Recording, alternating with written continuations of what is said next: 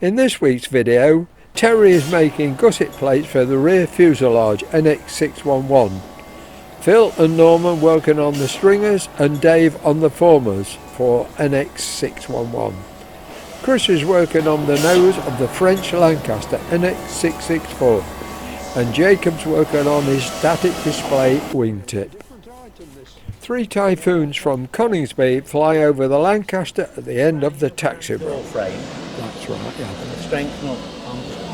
Phil had got them pinned to the cardboard. Yeah. I'm just doing that one.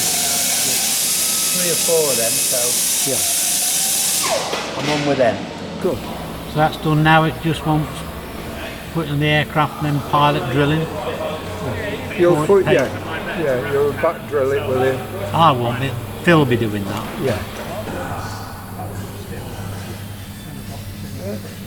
Took a video of Terry's ones he's already cut out. Yeah, spot And on. you're going to fasten them to this board so you know which Yeah, is which. exactly. So, to tell the story properly, right, just come over here.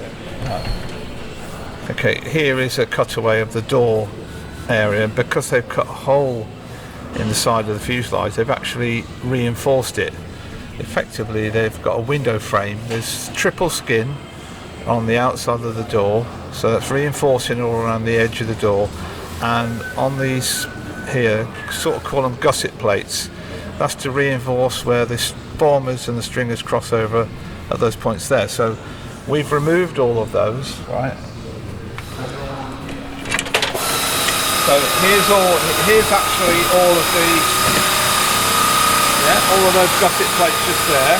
Yep. And Terry, there's 12 in all, and Terry's working his way through one by one, manufacturing new ones. Oh, but there's no difference as far as the resistance. I've not seen the keeping blue one water get used out. for years. But Oh, yeah, okay. yeah. Right. I remember using the blue one when I worked with. Got an envelope sent to me on Friday. I opened it up and inside was a nice letter from a chap called Mick Hagger sending me some Aberfar blades and clips. And they're difficult to come by. They now. are very difficult to come by, yeah, almost impossible to come by. So it's a nice package, 3 packs of 3, 9 new blades, half a dozen clips. That should keep me going for a couple of weeks. Right, well thanks very much, Mick. Thank you very much, Mick. Absolutely superb. It's really nice. And if you ever want to come down for a visit, come down and have a chat. Yeah. Thank you Good. very much. And I'll say thank you, Mick, Yeah, for yeah. answering the comments. Yeah. Brilliant. Thank you. It's really useful. Because it does say.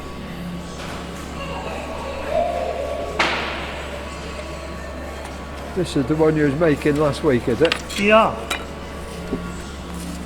She's that one. Yeah. Because I put a thicker plate and I've had to put a joggle in it. Aye, that's right, you said last week you were going to do. So the plate can sit underneath, yeah. And did they put a steel plate in last It night? was steel.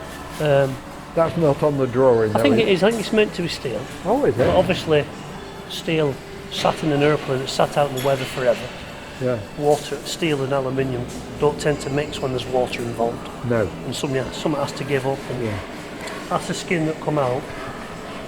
As you can see, it's how corroded it got. Yeah. So I had to drill that out, put a plate in, which I've done. Would you be putting an aluminium plate back in or steel? I've done one? it. You've done Oh, it? I've done. What I've done is I've got. Yes, if you have a look down there, you can see.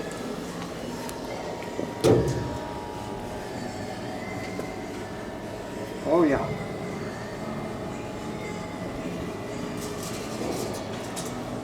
I got some of this stuff. So I got Yeah. some thick stuff. Put a 90-degree bend on it, and then put a curve in it, so it conforms to the curve, to that curve. So I've fitted that. So that's it. It's not permanent, obviously, because I need to rivet it, but Yeah. it's got gripper pins in it, so it's in place now. The backing plate's on.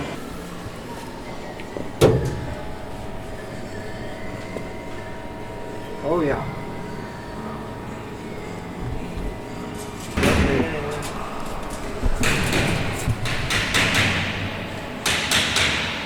awkward here because obviously, because it's so low to the ground, you've got to lie on the floor and do it. You know? All these have gone for paint, so all these panels have come back off, so they've all been etch primed. So next thing will be get them all. Are the new panels? Yeah, the new ones what we made. Yeah. So I've had them all painted. Oh, that's right. Yeah, they've all been, so all these have been painted now. I'll get them gripped on and then I'll start riveting this side up. Yeah. Once I've got them Will you ones put a up. sealant between them? No. Just etch prime. Yeah, just etch prime it. Yes, get them back on. Yeah, I'm still doing my wingtip. I'm just getting a few bits ready for painting. I had them all mocked up on here, so I've just put some tags on them so Magic Mike knows what's what. Yeah. And I'm just got to rub them down with a bit of Scotch-Brite to get them keyed up ready for paint.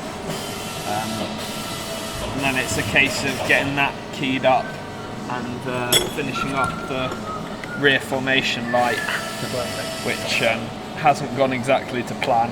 No? No, I've still got to try and unbend this because it was all buckled in, but as you can see I've got a bit more of a gap on this side than I do this side, so where I've drilled my holes it's slightly off centre, but hopefully I'll be able to bring that back with the Perspex. But yeah. I made this from the drawing though and that went quite well. Good. I'll tell you what, on Keith's last video, it was on about bending metal. Yeah. And he said to bend something 90 degrees, if it's thick, you bend it to 45 degrees there, take it out the vise and you put that end in and you bend it the rest of the 90 degrees. That way you get a nice round curve instead of a flat. Yeah. And a stress point. Yeah, he taught me to do that using the bending machine. Yeah. So I always do that now. I always do half the flange, turn it round and do the other half. Yeah. It was a good tip I picked up, but I mean I'm never going to use it. Yeah. But I thought I'll just remember that. Otherwise it sort of makes it too tight on one side. You get a really shallow curve and then a really tight curve at the end. Yeah. Whereas if you do 45 and 45, you get that nice 90 degree with a nice equal curve material in it. Yeah. Good. Good day out. Good day out.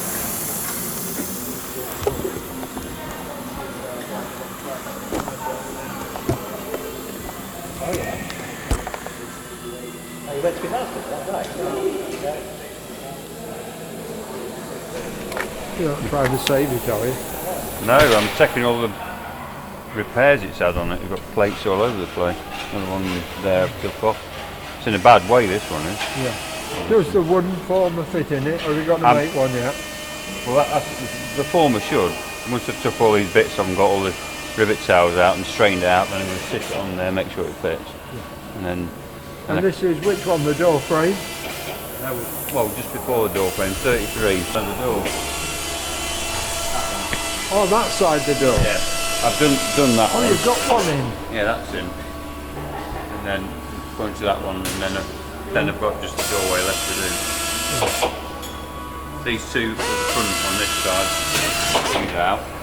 They're in the paint bay now. While Mike's in, I get another couple painted out. Yeah. Is he here today? He is, yeah. Hopefully get them done this week. Just keep drip feeding two at a time and get through them all. Action shot there, look. Yeah. Somebody working. We've got I say we've got somebody working on the video. There's two types of people in this world, talkers and doers.